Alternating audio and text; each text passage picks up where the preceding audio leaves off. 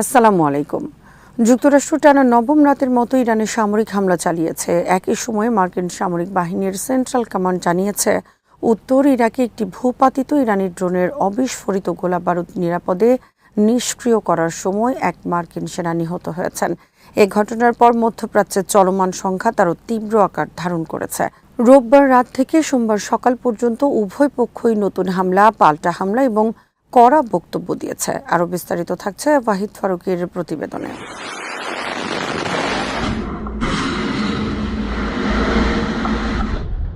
সেনকম জানায়, সোমবার গ্রিনিচ মান সময় রাত 2টার দিকে তারা ইরানের বিরুদ্ধে নবম দফার হামলা সম্পন্ন করেছে।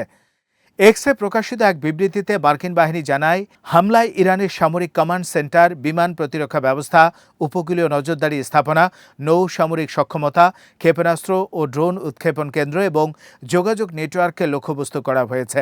তাদের দাবি, এসব হামলার উদ্দেশ্য ছিল হরমুজ প্রণালী দিয়ে চলাচলকারী বাণিজ্যিক জাহাজ ও বেসামরিক নাবিকদের ওপর হামলা চালানোর ইরানের সক্ষমতা আরও দুর্বল করে দেয়া। তবে কোন কোন স্থাপনায় হামলা হয়েছে সে বিষয়ে বিস্তারিত তথ্য প্রকাশ করেনি মার্কিন সামরিক বাহিনী। অন্যদিকে ইরানের Islamic revolutionary guard corps IRGC জানিয়েছে, রোববার গভীর রাতে হরমুজ প্রণালীর দক্ষিণাংশে 2টি তেলবাহী ট্যাঙ্কারে বিস্ফোরণ ঘটে এবং সেগুলো চলাচল বন্ধ হয়ে যায়। আধা সরকারি তাসনিম নিউজ এজেন্সির বরাত দিয়ে এই তথ্য জানানো হয়। IRGCর দাবি, যুক্তরাষ্ট্রের চাপের মুখে জাহাজ দুটি কৌশলগত এই জলপথ অতিক্রমের চেষ্টা করেছিল। IRGC আরও সতর্ক করে বলেছে, বর্তমান পরিস্থিতিতে হরমুজ প্রণালী দিয়ে রাসায়নিক সার তো দূরের কথা, 1 ফোঁটা তেল বা গ্যাসও নিরাপদে পরিবহন করা সম্ভব নয়। তাদের দাবি, যতদিন এই অঞ্চলে যুক্তরাষ্ট্রের সামরিক অভিযান চলবে ততদিন এই নৌপথ নিরাপদ থাকবে না।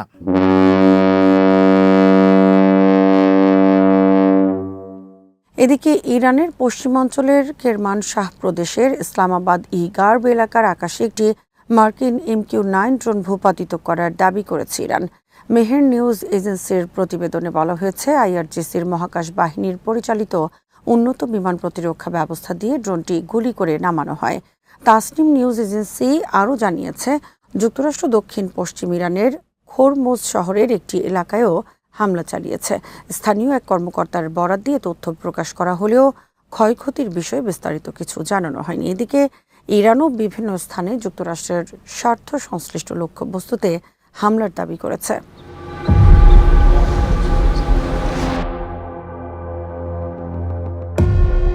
IRGC জানায়, সোমবার তারা জর্ডানের আকাবা বিমানবন্দরে অবস্থানরত মার্কিন C-17 পরিবহন বিমান ও P-8 নজরদারি বিমানের ওপর ব্যালিস্টিক ক্ষেপণাস্ত্র নিক্ষেপ করেছে।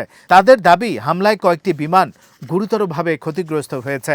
রাষ্ট্র নিয়ন্ত্রিত IRIB সম্প্রচার মাধ্যমে প্রচারিত এক বিবৃতিতে IRGC আরও দাবি করে, জর্ডানের আজরাকে অবস্থিত মুয়াফফাক সালতি বিমান ঘাঁটির 20টি হ্যাঙ্গার ধ্বংস হয়েছে, যেখানে মার্কিন সেনারা অবস্থান করছিল। অন্যদিকে বাহরাইনে অবস্থিত মার্কিন দূতাবাস সতর্কতা জারি করে জানিয়েছে, তাদের কাছে এমন তথ্য রয়েছে যে ইরান দেশটির রাজধানী মানামার কেন্দ্রীয় অঞ্চলের কিছু স্থাপনাকে লক্ষ্যবস্তু করতে পারে। দূতাবাস মার্কিন নাগরিকদের সর্বোচ্চ সতর্ক থাকার, স্থানীয় কর্তৃপক্ষের নির্দেশনা অনুসরণ করার এবং সাইরেন বা বিস্ফোরণের শব্দ শোনা গেলে দ্রুত নিরাপদ আশ্রয়ে যাওয়ার আহ্বান জানিয়েছে। এদিকে উত্তর ইরাকে এক মার্কিন সেনার মৃত্যুর ঘটনাও উত্তেজনা বাড়িয়ে দিয়েছে। সেনকম জানায়, শনিবার একটি ভূপাতিত ইরানি ড্রোনের অবিস্ফোরিত গোলাবারুদ নিয়ন্ত্রিতভাবে নিষ্ক্রিয় করার সময় ওই বিস্ফোরণে ওই সেনা নিহত হন। হরমুজ প্রণালীতেও নতুন করে উদ্বেগ তৈরি হয়েছে। যুক্তরাজ্যের UK মেরিটাইম ট্রেড অপারেশনস জানিয়েছে, রোববার রাতে ওমানের কুমজার থেকে প্রায় 8 নটিক্যাল মাইল উত্তর পশ্চিমে একটি জাহাজে আগুন লাগে। তবে এটি ইরানের হামলার ফল কিনা তা নিশ্চিত করা যায়নি। সংস্থাটি জানিয়েছে, আগুন লাগার কারণ এখনও যাচাই করা সম্ভব হয়নি। তদন্ত চলাকালে ওই অঞ্চলে চলাচলকারী সব জাহাজকে সতর্কতার সঙ্গে যাতায়াত এবং সন্দেহজনক কোনো কার্যকলাপ দেখা গেলে দ্রুত কর্তৃপক্ষকে জানানোর পরামর্শ দেওয়া হয়েছে। চলমান সংঘাত নিয়ে কড়া বক্তব্য দিয়েছেন উভয় দেশের শীর্ষ নেতারাও।